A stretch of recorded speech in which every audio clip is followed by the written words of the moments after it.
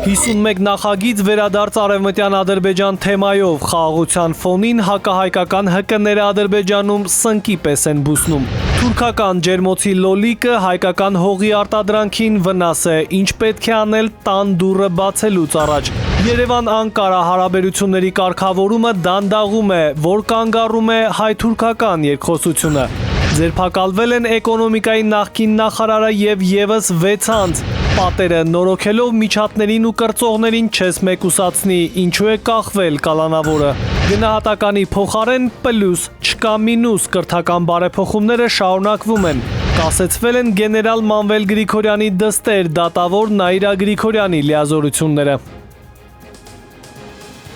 Բարի երեկո հարգելի հեռուստադիտող, օրվա գլխավոր ժամն է կարևորի մասին, տաղավարում Հայկ Նավասարդյանն է աշխատում։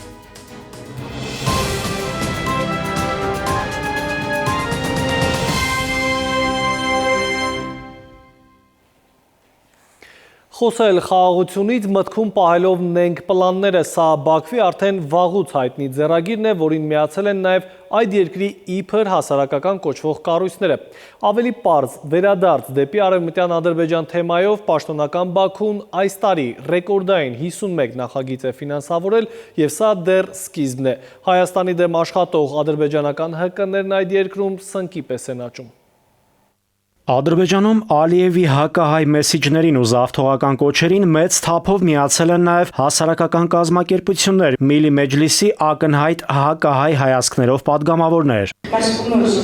Գրանտակերներն ու պետական մակարդակով բյուջեից սնվող ադրբեջանական հասարակական կազմակերպության անդամները ջանք չեն խնայում պրոպագանդելու, որ վերադառնալու են իրենց ձևակերպմամբ արևմտյան Ադրբեջան։ Կեղծ քարտեզները շալակած դեսուդեն դեգերող հասարակական կազմակերպության ադրբեջանցիները շարունակում են աշխարհին մանիպուլացնել, մոլորեցնել, ցույց տալով, թե Հայաստանի տարածքները իրենց են պատկանում։ Ադրբեջանական հակահայ տրամադրությամբ տառապող ՀԿ-ներին եկող տարի ավելի շատ ֆինանսավորում է հատկացվելու եւ առավելություն կունենան այն կազմակերպությունները, որոնք արտասահմանում Ադրբեջանի թեմայով համաժողովներ, միջոցառումներ կկազմակերպեն, ինչպես նաեւ կներգրավեն արտասահմանյան կառույցների, պայմանով, որ յուրաքանչյուր քննարկում նվիրվելու է արևմտյան Ադրբեջան, այսինքն Հայաստանի ինքնիշխան տարածքները վերադառնալուն։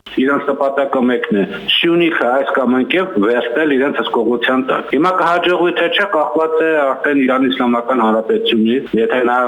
չի բողոքի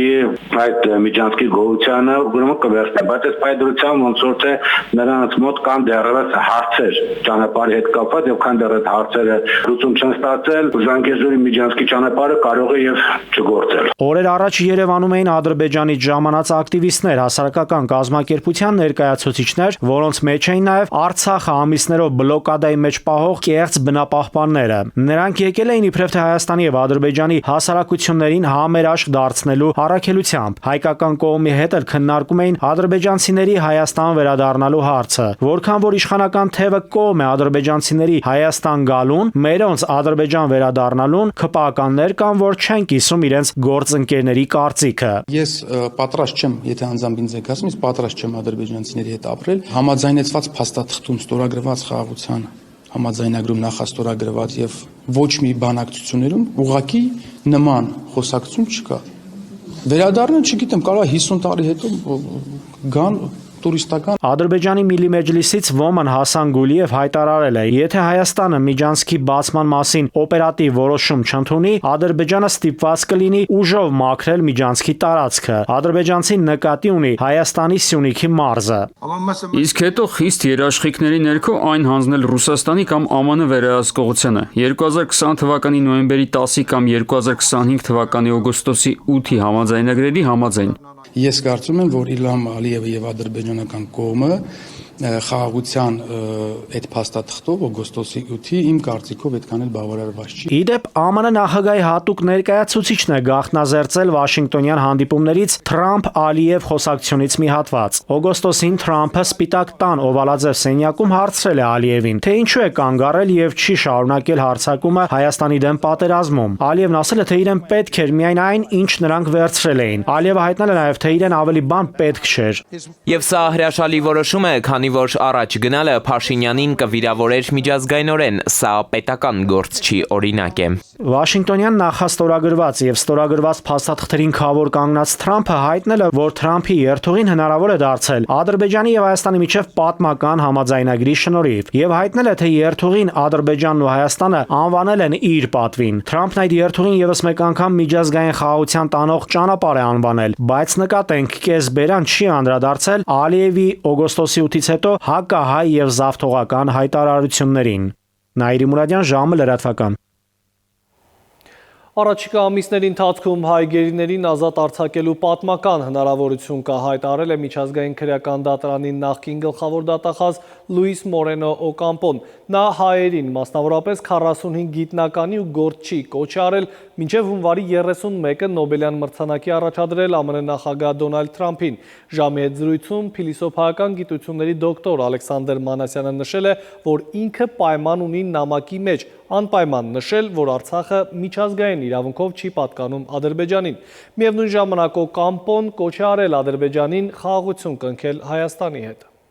Առաջիկա 3 ամիսների ընթացքում մենք ունենք պատմական հնարավորություն օգնելու ազատել Բաքվում բանտարկված հայ գերիներին եւ ապահովելու Լեռնային Ղարաբաղի ժողովրդի իրավունքների միջազգային ճանաչումը։ Նոբելյան խաղաղության մրցանակի առաջադրումների ժամկետը ավարտվում է 2026 թվականի հունվարի 31-ին։ Ամերիկայի Միացյալ Նահանգների նախագահ Դոնալդ Թրամփը, որը ցանկություն է հայտնել արժանանալու Նոբելյան խաղաղության մրցանակին, կարող է դիտարկվել 2026 թվականի մրցանակի հավակնորդների շարքում եւ հայերը կարող են աջակցել նրա առաջադրմանը։ Ես վստահ չեմ, թե դա Թրամփին կմղի այդ քայլին, եթե նա պիտի անի առանց դրա էլ պիտի անի։ Եթե կգտնվեն գիտնականների խումբ, որոնք կնշեն, որ Լեռնային Ղարաբաղը միջազգային իրավունքով չի պատկանում ադրբեջանականների հանրապետությանը,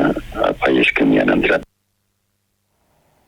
Եվ մինչև տարբեր կողմերից ու մակարդակով կոչեր, հայտարարություններ են հնչում Երևան-Բաքու հարաբերությունները խաղաղության թղթով ամրագրելու համար։ Թուրքիայի նախագահը հույս է հայտնում, որ Հայաստանի եւ Ադրբեջանի միջև խաղաղության գործընթացում կառուցողական քայլերը կհանգեցնեն երկարաժամկետ համաձայնագրի եւ որ խաղաղ միջավայրը կնպաստի տարածաշրջանի ընդհանուր բարեկեցությանը եւ կբարձրացնի համաշխարհային քաղաքականության մեջ Կովկասի ռազմավարական նշանակությունը։ Մարգարա Ալիջան, Հայաստան-Թուրքիա-Փակ սահմանի խորհրդանիշն են դարձել այս դարպասները, որ ինչպես պինդ զոդվածկային, այդպես էլ շարունակում են մնալ։ Երևանի հետ հարաբերությունների կարգավորումն Անկարան չափում էր հայ-ադրբեջանական խաղաղության սպիդոմետրով, բայց հիմա այստեղ կա նախաստորագրյալ խաղաղություն, Թրամփի վկայությամբ երկկողմ հռչակագիր, Բաքվից Երևան բեռնափոխադրումների վերացված արգելքներ, փորձագիտական փոխայցելություններ։ Թուրքիայից այդպես էլ նորություններ չեն հասնում, որ կանգառում է այս երկխոսությունը։ Դիվանագիտական հարաբերությունների բացակայությունն է եւ բացը փակ սահմանն է։ Արտգործնախարար Միրզոյանն այս բանաձևը սահմանեց պատկերավոր ներկայացնելու հայ-թուրքական հարաբերությունների կարգավորման ներկա փուլը, համադրեց հենց Երևանի ու Բաքվի խաղաղության process-ի հետ, արձանագրեց ժողովուրդների միջև առկա երկխոսության իմաստով մեկը մյուսի հայելային հակապատկերն է։ Այս դեպքում հայ-թուրքական զրույցները շահեկան դիրքերում։ Ասաց նաև, թե Թուրքիայի հետ հարաբերությունները կարգավորելու հարցում շոշափելի արդյունքներ գրանցելու լավատեսություն ունի։ Թուրքիայի հետ ունենք շատ ինտենսիվ երկխոսություն եւ ես շատ մեծ լավատեսություն ունեմ այստեղ, որ կարող ենք աստիճանաբար շոշափելի արդյունքներ գրանցել։ Ինտենսիվ երկխոսությունը սակայն փորձագետների համար տեսանելի չէ։ Հիշեցնում են բանագնացներ Ռուբինյան Քլեչ պայմանավորվածությունները, թե հնարավորինս շուտ երրորդ երկրների քաղաքացիների համար պետք է սահմանը բացվեր։ Շեշտում են երրորդ երկրների քաղաքացիների համար։ Այդպես էլ չբացվեց, ուրեմն առայժմ խնդիրները լուծված չեն։ Ստեղծվել է իրավիճակ, երբ Թուրքիան ամբողջությամբ վերահսկում է ամբողջ խոսույթը այն առումով, որ ամբողջ գործողությունների հաջորդ քայլը իրեն ձեռքում է, բայց ամենակարևոր հարցը թերևս այն է, թե եթե հանկարծ սահմանի բացումը արձանագրվի կամ դիվանագիտական հարաբերություններ հաստատվի, սահմանի բացման առումով ինչ պայմաններով է այն բացվելու եւ թերևս ամենակարևոր հարցն է լինելու։ Մինչև օրս չկա անգամ հարցի պատասխանը, երկու սահմանային անցակետերն էլ բացվելու են, իսկ ինչպես են աշխատելու 24/7 ռեժիմով, այսինքն բոլոր անցակետերը մասնագետերի նման, հավելում է թուրքագետը։ Իրականում ոչ մի շոշափելի քայլ Թուրքիայի կողմից չի արվել, կրկին հարցերի շարքը շարունակում է մեծանալ եւ այդ անորոշությունը շարունակում է ազդել թե որոշումների կայացման վրա Հայաստանում, ինչպես նաեւ այն հաշվարկների վրա։ Հայ-թուրքական սահմանի բացման հարց դեռ չի քննարկվում, գրում է ռուսական ՌԻԱ Նովեստին, հղում անելով թուրքական դիվանագիտական աղբյուրին։ Այս պահին խոսքը հարաբերությունների կարգավորման մասին է, այլ ոչ թե սահմանի հստակ բացման։ Այդ հարցը կախված կլինի գործընթացից, հստակ ժամկետներ դեռ չկան։ Եվ Թուրքիայի պաշտպանության նախարարի հայտարարությունը Յաշար Գյուլերը կրկին ու կրկին պաշտոնական Անկարայի անունից նշում է, թե ողջունում են Հայաստանի ու Ադրբեջանի միջև խաղաղության հաստատման ուղղությամբ քայլերը ու ոչ մի խոսք Թուրքիա-Հայաստան հարաբերությունների մասին, ոչ մի։ Էդուարդ Պողոսյան, ժամը լրատվական։ Թուրքական արտադրության գյուղատնտեսական ապրանքների ներմուծումը Հայաստան լուրջ մարտահրավեր կարող է դառնալ տեղական արտադրանքի համար։ Ընդդիմադիր падգամավորները խորհրդարանում մտահոգություն են հայտնել, որ հատկապես ջերմոցային պայմաններում արտադրված թուրքական լոլիկի ներմուծումը կարող է լուրջ հարված հասցնել ճնշել հայ արտադրողին։ Այստեղ ակնհայտորեն կա մրցակցային խնդիրներ եւ այստեղ պետական միջամտությունը եւ պետական կարգավորումը ոչ միայն անհրաժեշտ է, այլ նաեւ ուշացած։ Ձեզ հիշեցնեմ, որ թուրքական լոլիկը ժամանակին մեծ ծավալով ներկրվում էր Ռուսաստան հայկականի անվան տակ։ Իրականում տեղական արտադրության լոլիկի ծավալները էականորեն աճեցին ու հիմա այդ ուղղությամբ աշխատանքը շարունակվում է։ Այժմ այն մասին ինչ ենք պատմելու թողարկման երկրորդ հատվածում։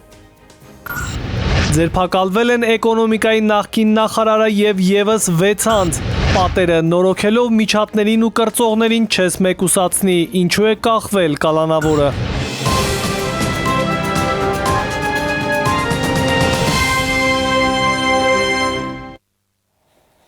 Մենք կրկին ուղիղ եթերում ենք, շարունակենք թողարկումը։ Ոսկու հանքի վերաբերյալ քննարկումը Քարաբերդում լարված է անցել, բնակիչներն ու բնապահպանները դեմ են բաց հանքի շահագործմանը։ 2022 թվականին իդեպ այս ոսկու հանքավայրի մերձակա տարածքներում իրականացվել են օրգանական եւ բիոլոգիական նմուշառումների միջազգային փորձաքննություններ, որոնք բացահայտել են ռիսկային բարձր կոնցենտրացիաներ հանքին մոտ հողերում եւ բնակիչների օրգանիզմում։ Առկա պաշարներով ընկերությունը նախատեսում է ստանալ 30,000 տոննայի արդյունահանման թույլատվություն, առկա պաշարներով հանքաքարը կբավարարի 9 տարի եւ ամբողջ աշխատանքների ավարտից հետո ընկերությունը նախատեսում է իրականացնել նաեւ ռեկուլտիվացիա։ Այս տարիների ընթացքում այս համայնքը անընդհատ sense գրիվների մեջ է, տարբեր ընկերություններ ցանկանում են այստեղ պաշարներ որոնել եւ տարբեր ընկերություններ նաեւ ստեղծել են իրենց կողմնակիցների տարբեր խմբեր, հա, եւ կան մարդիկ, որ դեմ են, բայց հիմնական կոնսենսուսը բոլոր խմբերի տարիներ շարունակ եղել է հետեւյալ, որ մենք ունենք մի հատ բաց հանք եւ այլևս հանքի ընդլայնում չենք ցանկանում ունենալ։ Նուբարաշեն քրեակատարողական հիմնարկում կրկին ինքնասպանություն է տեղի ունեցել, մոտ 60 տարեկան տղամարդը երկհարկանի մահճակալից կոշիկի քուղի միջոցով կախվել է։ Դեպքը սակայն միակը չէ, այս տարի անցնող 11 ամիսների ընթացքում մահվան 20-րդ դեպքն է քրեակատարողականներում։ Ինչ իրավիճակ կա ճաղերի հետևում եւ արդյոք խցերը վերանորոգելով հարցերը լուծվում են։ Շենքային եւ կենցաղային պայմաններով լավագույն քրեակատարողական հիմնարկը Արմավիրն է համարվում։ Համեմատաբար նոր է կառուցվել, արևմտյան չափանիշներին համապատասխան, բայց մարդու իրավունքների պաշտպանի գրասենյակի աշխատակիցների վերջին այցն այս կալանավայր վեր է հանել մի շարք համակարգային խնդիրներ։ Պատժախցային մասնաշենքը հրատապ վերանորոգման անհրաժեշտություն ունի, ֆիքսել են մասնագետները։ Առաջին տեղում միանշանակ կլիներ Արմավիրը, որովհետև ինքը ամենախնդրահարույց հիմնարկն է ամեն ինչով, այդպես համեմատաբար լավ կամ համեմատաբար բարվոք թե շենքային պայմանների առումով, թե ընդհանուր մարդու իրավունքների պաշտպանության վիճակի առումով հիմնարկ չկա։ Նուբարաշեն ընդհանրապես մի խայտառակ վիճակում է։ Ու եթե մտնում ես ներս եւ հարկերով, այսինքն թեկուզ այդ առաջին հարկը եւ այլն ես ուղղակի տարբեր բաներում եմ դեղել, սարսափելի վիճակ է, միայն այնտեղ գտնվելը դա խոշտանգում է դատապարտյալների նկատմամբ, ահաբելը։ Ըստ առաջնահերթությունների բոլոր քրեակատարողական հիմնարկներում իրականացում են վերանորոգման աշխատանքներ։ Արմավիր քրեակատարողական հիմնարկում այս տարվա 9 ամիսների ընթացքում բազմաթիվ վերանորոգման աշխատանքներ են իրականացվել։ ՄԻՊ աշխատակիցները ֆիքսել են, որ քրեակատարողական հիմնարկ ընդունվելիս ազատությունից զրկված ոչ բոլորն են ապահովում անկողնային հիգիենիկ պարագաներով, սպասքով։ Օմբուդսմենի գրասենյակի աշխատակիցները խցերում միջատներ եւ կրծողներ են տեսել։ Մասնագետները բազմիցս են բացրաձայնել, որ ԿԿՀ-ներում կենցաղային եւ շենքային պայմանները բարելավման կարիք ունեն եւ դա պետք է արվի բացառապես պետության եւ ոչ դատապարտյալների միջոցներով։ Բոլոր ժամանակներում դատապարտյալներն են իրենք վերանորոգել իրենց ուժերով, պետության փոխարեն պետության որևէ գործառույթի իրականացումը տնելով ազատազրկված անձի վրա, բնականաբար ձևավորվում են ոչ կանոնադրական հարաբերություններ, որոնք ես արձանագրել եմ։ Ինչ վերաբերում է պատժախցերի մասին, որը որ ներկայացված էր, դրանք նաև մեր առաջնահերթությունների ցանկում են, մենք տեղյակ ենք մեր խնդիրներից, այսպես ասած, եւ դրանք ընդգրկված են հետագա շինվերանորոգման աշխատանքների ցանկում։ Արմավիրում անազատության մեջ գտնվող անձանց բժշկական հետազոտություններն ու նեղ մասնագիտական խորհրդատվությունները ձգձգվում են, նշում են օմբուդսմենի աշխատակազմի ներկայացուցիչները։ Այդ զննությունը հաճախ կատարվում է ոչ պատշաճ, մասնավորապես ամբողջական բժշկական զննություն չի իրականացվում։ Հոգեբանի հաստիկներն էլ են մնում թափուր։ Հոգեբանների մասով 5 հաստիկ կա Արմավիր քրեակատարողական հիմնարկում, որից 2-ն է թափուր, այո, յուրաքանչյուր թափուր հաստիկ էլ կարևոր նշանակություն ունի համալրման, բայց այս բանին կարող ենք ասել, որ այնտեղ հոգեբաններ կան։ Գուցե սա է նաև պատճառը, որ այս կալանավայրում են հիմնականում արձանագրվում անազատության մեջ պահվող անձանց ինքնասպանության ամենաշատ դեպքերը։ Արմեն Աթալյան, ժամը լրատվական։ Էկոնոմիկայի նախկին նախարար Վահան Քերոբյանին կալանավորելու միջնորդություն կհայտնել է փաստաբան Տիգրան Եգորյանը։ Քերոբյանը առաջադրված մեղադրանքը չի ընդունում։ Ավելի վաղ հայտնել էինք, որ ձերբակալվել է Վահան Քերոբյանը եւ եւս 6 անձ։ Ըստ քննչական կոմիտեի նախկին նախարարին մեղսագրվում է հանցավոր կազմակերպությանը մասնակցելը եւ առանձնապես խոշոր չափերի փողերի լվացման մեղադրանքը։ Գործի շրջանակում 12 անձի վերաբերյալ ձերբակալման որոշում կա։ Եվս մեկ դադար կվերադառնանք րոպեներ անց։ Գնահատականի փոխարեն պլյուս, չկա մինուս կրթական բարեփոխումները շարունակվում են։ Կասեցվել են գեներալ Մանվել Գրիգորյանի դստեր, դատավոր Նաիրա Գրիգորյանի լիազորությունները։ Մեդիա աշխարհ ինչպես կանցնեն շաբաթն ու կիրակին, ավելին հաջորդի։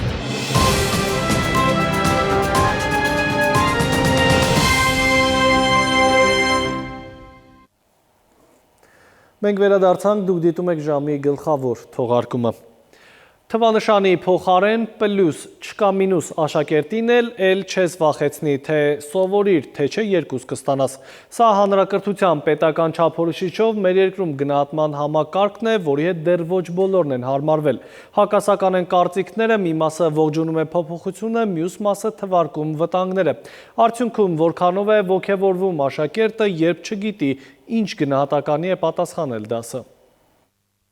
Դպրոցների գնահատման համակարգին առնչվող խնդրին տեղյակ է կրթության նախարարը, սովորողներից է լսել։ Վստահեցնում է սակայն, ունեն ընթացիկ մոնիթորինգ վերլուծություններ, որոնք ցույց են տալիս, որ իրականում գնահատման համակարգի փոփոխության ազդեցությունը դրական է։ Միևնույն ժամանակ Ժաննա Անդրեասյանն ընդունում է, որ նոր գնահատման համակարգի անցումային փուլը աշակերտներից շատերին դժվարությամբ է տրվում, քանի որ նրանք առաջին դասարանից չէ, որ նոր չափորոշչով են սովորում։ Նոր չափորոշչով սովորողները 6 տարի այլ ձևով էին սովորել եւ այս անցումային փուլը բնականաբար առաջին հերթին նրանց համար է դժվար։ Այն երեխաները, որոնք առաջին դասարանից իսկ այս մոտեցումներով սովորում են, հավատացնում եմ ձեզ, որ մոտիվացիայի հետ կապված խնդիր մենք չենք ունենում։ Մասնագետները մեկ անգամ չէ, որ բարձրաձայնել են խնդրի մասին, վստահ են վերացնելով բանավոր հարցման գնահատականները, աշակերտները ծուլանալու են, չեն սովորելու ու այդպիսով կրթական համակարգը ամբողջովին անկում է ապրելու։ Ուսուցիչների ձեռքին որոշի մեխանիզմներ չի մնում, որ կարողանան խրախուսել կամ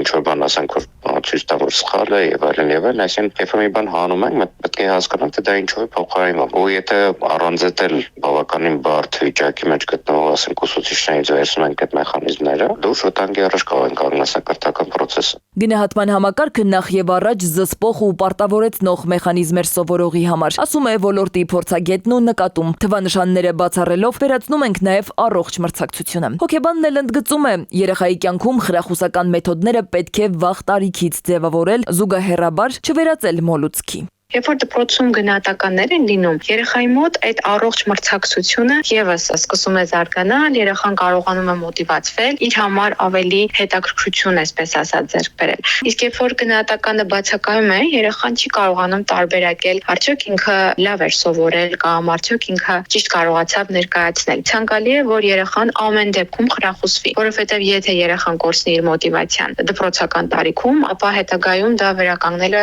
շատ բարդ է լինելու։ Նույն ճակատագիրն ունեցավ նաև ոսկե մեդալը ըստ կրթության փորձագետի։ Տարիներ շարունակ մեր երկրում փայլուն գիտելիքներ, ուսման բացարձակ առաջադիմություն ունեցող աշակերտները հնարավորություն ունեին քննություն հանձնելով ստանալ ոսկե մեդալ եւ մոտիվացվել։ Կրթության նախարարությունը վերացրեց նաև այդ կարգը։ Հիմա ոչ սովորելու մոտիվացիա կա, ոչ էլ ցանկություն։ Բավական դες абսուրդ վիճակներ են եվրոպական տարբեր երկրներում տեղի ունենում, ու իմ համար շատ ցավալի է։ Տեսնում եմ մենք կրկնօրինակում ենք ինչ-որ պրակտիկաներ, որոնք որ եթե մի քիչ խոր ուսումնասիրենք, տեսենք որ հենց այդ նույն երկրներում ովքեր կիրառում են, խիստ բացասական հետևանքների են բերել։ Ու մանավանդ որ մենք հիմա լրիվ նոր դարաշրջան ենք մտնում այս հայաստական բանականության կապված, մենք ընդհանրապես պետք է վերաիմաստավորենք, թե մենք ինչ ենք անում կրթական դաշտում։ Մինչև ոլորտի պատասխանատուները համոզված են նոր չափորոշչի դրական ազդեցության հարցում, մասնագետները եւս մեկ անգամ հիշեցնում են, կրթական բարեփոխումները պետք է նպաստեն կրթության հանդեպ հետաքրքրության բարձրացմանը, ձևավորեն պատասխանատվության ու մրցակցության առողջ միջավայր։ Իսկ դրական արդյունքների կբերի նոր ռեֆորմը։ Մասնագետները կասկածում են։ Սվետլանա Ավդիշյան, ժամը լրատվական։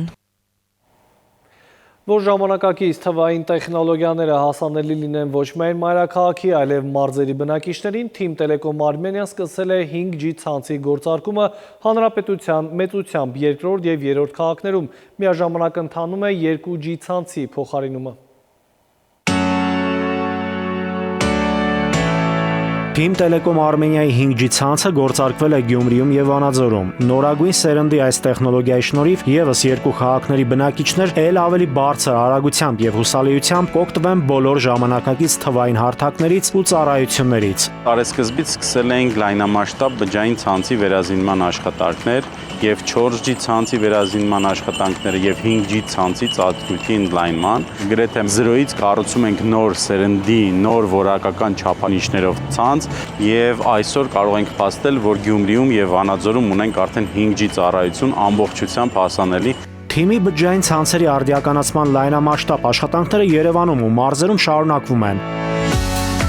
Նորագույն ցանցի կառուցումը իրականացվում է համաշխարհային տեխնոլոգիական հսկա Ericsson ընկերության գերժամանակակից սարքավորումների եւ տեխնոլոգիաների ներդրմամբ։ Առաջադեմ տեխնոլոգիաների գործարկման շնորհիվ նաեւ առավել սահուն կիրականացվի ընկերության ռազմավարական ծրագրերից հերթականը 2G ցանցի փոխարինումը բաժանորդներին ապահովելով թվային առավել անվտանգ եւ որակյալ ծառայություններով։ Մենք գնում ենք նոր տիպի ցանցի կառուցման, որը հնարավորություն է տալու մեզ 2G ծածկույթը անջատել, որպեսզի մեր նոր սերնդի ցանցերում ել ավելի լավ ծառայություններ կարողանանք մատուցել։ Այս քայլերը մեզ հնարավորություն կտան ավելի անվտանգ ցանց ունենալու եւ ավելի արդի եւ ավելի նորարարական լուծումներով հանդես գալու մեր բաժանորդների համար։ Մենք ուզում ենք եւ վստահ ենք, որ 26 թվական մուտք գործենք լիովին արդիական ցանցով եւ այլ որակական չափանիշներով։ Մեր առաջնային նպատակներից է, որպեսզի ոչ միայն Երևանում լինի արդի եւ նորարար ցանց, այլ հանրապետության ողջ տարածքում։ Ցանցի վերազինումը իրականացվում է նաեւ միջպետական ճանապարհներին, ապահովելով կապի ծառայությունների հուսալիություն նաեւ երթևեկության ընթացքում։ Վստահ եմ, որ մենք այնպիսի ցանց ենք կառուցում, որը դեռ տասնյակ տարի մեզ կպայի տեխնոլոգիաներին համահունչ հնարավորությունը ընձեռելու ենք ողջ Հայաստանի տարածքում, ոչ միայն Գյումրիում, Վանաձորում, Երևանում, այլ մյուս քաղաքներում եւ գյուղական վայրերում։ Այսպիսով թիմի 5G ցանցն արդեն իսկ հասանելի է հանրապետության 3 խոշորագույն քաղաքներում, 100 հազարավոր քաղաքացիների ապահովելով անվտանգ արդի կապի ծառայություններով։ Նաիրի Մուրադյան, ժամը լրատվական։ Գեներալ Մանվել Գրիգորյանի դատավոր դստեր լիազորությունները կասեցվել են Գրիգորյանի նկատմամբ հանրային քրեական հետապնդում հարուցելու որոշում կա, իսկ 2020-ի 44-օրյա պատերազմից 5 տարի անց Մոսկվան գնահատում է նոյեմբերի 9-ի փաստաթուղթը, օրվա այլ կարևորը հաջորդիվ տեսաշարում։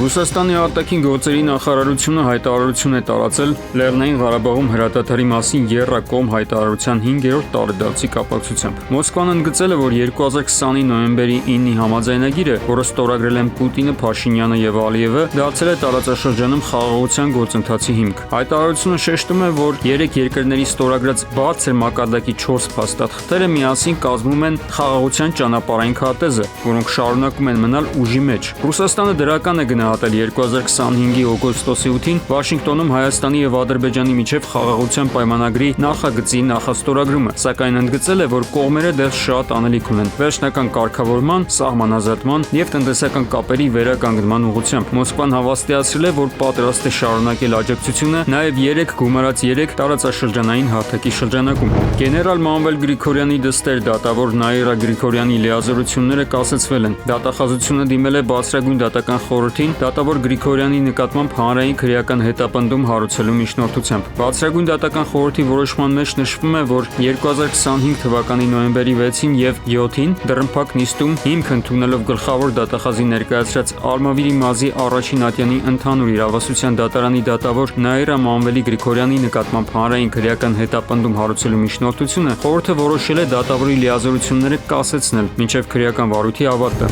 Հայաստանում որևէ ընկերության ամուսնության եւ երեխայի ծնունդը շուտով հնարավոր կլինի գրանցել առցանց։ Այս մասին տեղեկացրել է Արդարադատության նախարարը։ Շուտով առանց տնից դուրս գալու քաղաքացիները կկարողանան երեխայի ծնունդը, ամուսնությունը եւ նույնիսկ ամուսնալուծությունը գրանցել առցանց։ Հնարավոր կլինի նաեւ փոխել անունը, ասել է Գալյանը։ Նախարարը նաեւ նշել է, որ թվայնացման գործընթացի շրջանակում հիմա քաղաքացիները կարող են գրանցվել որպես անհատ ձեռնարկատեր։ Ողբերգական ավտովթար է տեղի ունեցել Արագածոտնի մարզում։ Այսօր նոյեմբերի 7-ին ժամը 9-ի սահմաններում Աշտարակ-Ապարան ավտոճանապարհի Մուղնի թաղամասի հարևանությամբ բախվել են Mercedes եւ Mitsubishi մակնիշի ավտոմեքենաները։ Ֆոտոլրագրող Շամշյանը փոխանցում է, որ վթարի հետևանքով 1 հոգի տեղում մահացել է, 2-ը վիրավորվել են։ Շտապօգնությունը նրանց տեղափոխել է բժշկական կենտրոն։ Հրշեջ փրկարարները հոսանքազրկել են ավտոմեքենաները։ Քննչական վարչությունում նախաձեռնվել է քրեական վարույթ։ Արմեն Աթալյան, ժամը լրատվական։ Եվ եղանակի մասին արևոտ կանխատեսումներով մեզ է միանում Լիլի Հովերը։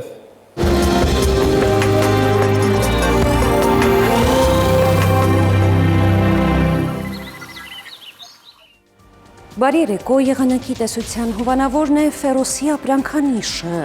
իր հուսալիան վտանգ գերխնայող գազի կաթսաներով։ Դրանք պաշտոնապես ներկայացված են էքստերիեր խանութ սրահներում, Ֆերոսի եղանակ ստեղծող կաթսաներ, Մետեոաշխարհ նախ Հայաստան։ Մեր երկրի մեծ մասում շաբաթն ու կիրակին կանցնեն արևոտ երկնքով, առանց ստեղումների, ջերմաստիճանը կբարձրանա եւս 3 նիշ։ Վաղը ցերեկը Շիրակում, Կոտայքում, Գեղարքունիքում, Արագածոտնի եւ Վայոց ձորի լեռնային գոտիներում կդիտվի 14-ից 18 աստիճան։ Վայոց ձորի եւ Արագածոտնի նախալեռներում կանխատեսվել է 16-ից 19, Լոռիում 17-ից 20, Տավուշում 19-ից 21 աստիճան, Արարատում, Արմավիրում կդիտվի 18-ից 20, Սյունիքի հովտային գոտիներում կանխատեսվել է 20-ից 24, Սյունիքի նախալեռներում 17-ից 20 աստիճան։ Երևանում օրը կանցնի առանց ստեղումների, արևոտ երկնքով, այս գիշեր սպասվում է 3-ից 5, ցերեկը 18-ից 20, երեկոյան 10-ից 12 աստիճան։ Հարգելի հեռուստադիտող, այսքանով ավարտված է ժամի գլխավոր թողարկումը, խաղաղ գիշեր եւ բարի հանգստյան օրեր եմ մաղթում։